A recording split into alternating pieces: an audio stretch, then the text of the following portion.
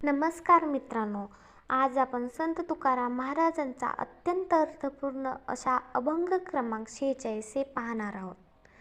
करावी ते पूजा मनीची उत्तम, लौकिकांचे काम काय असे, कळावे त्यासी कळे अंतरीचे, कारण ते साचे साच अंगी.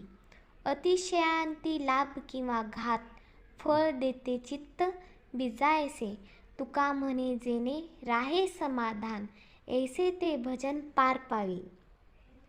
संत तुकाराम महाराज या अभंगाद्वारे आपल्याला असं सांगतात की खरी भक्ती, खरी पूजा आणि खरे भजन कुठे असते, तर आपल्या मनात.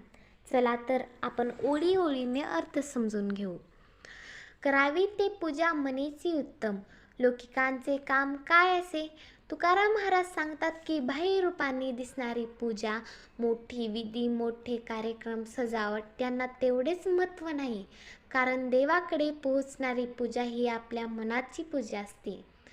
आजच्या काळात आपण पाहतो की कित्येक लोक देवळात जातात, पूजा करतात, पण मनात राग, द्वेष किंवा अहंकार हे ठेवतातच.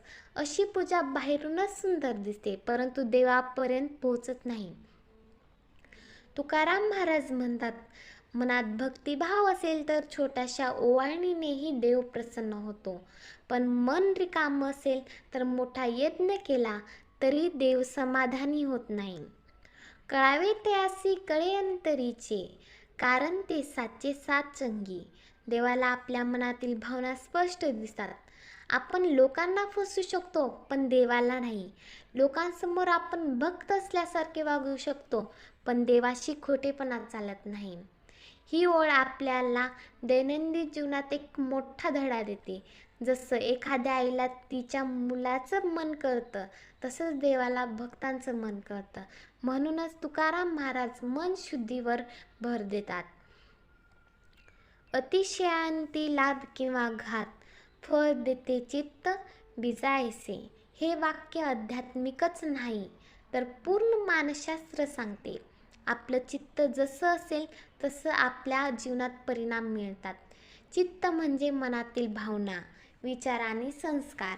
मनात लोभ असेल तर समस्या येतात, मनात क्रोध असेल तर नाती तुटतात, मनात भक्ती, सत्यता असेल तर जीवनात प्रसन्नता येते. आपण जसं बीज पेरतो तसं फळ मिळतं. मनात पेरलेला एक चांगला विचारही अनेक चांगल्या गोष्टी घडवतो. हा अभंग इथे अत्यंत व्यावहारिक होतो. तुकाराम महाराज सांगतात, तुमच्या चित्तात शांतता असेल तर जीवन शांत होते.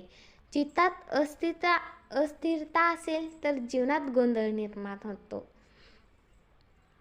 तुका म्हणे जेणे राहे समाधान, ऐसे ते भजन पार पावी.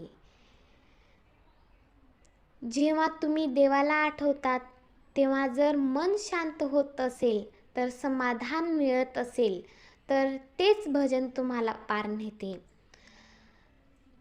आजच्या धकाधकीत आयुष्यात प्रत्येक मनुष्य समाधान शोधतो. ते समाधान धनात नसतं, वस्तूत नसतं, प्रसिद्धीतही नसतं. ते मनातील देवस्मरणात, भक्तीत आणि सत्य भावनेत असतं. तर मित्रांनो, संत तुकाराम महाराजांचा हा अभंग आपल्या आयुष्यातील प्रत्येक पैलूला स्पर्श करतो. आध्यात्मिक स्तरावर, मानसिक स्तरावर आणि व्यावहारिक जीवनातही. पूजा मनाची असावी, भावना सत्य असाव्यात, विचार शुद्ध असावेत आणि भजनातून समाधान मिळाले पाहिजेत, इतकंच तुकाराम महाराज सांगतात. जर तुम्हाला हा आध्यात्मिक प्रवास आवडला असेल तर व्हिडिओला लाईक करा, चॅनलला सबस्क्राईब करा आणि संत ज्ञानेश्वर तुकाराम महाराजांच्या अशा आणखी सुंदर अभंगाचे अर्थ जाणून घेण्यासाठी पुढील व्हिडिओ नक्की पहा. धन्यवाद. रामकृष्ण हरी.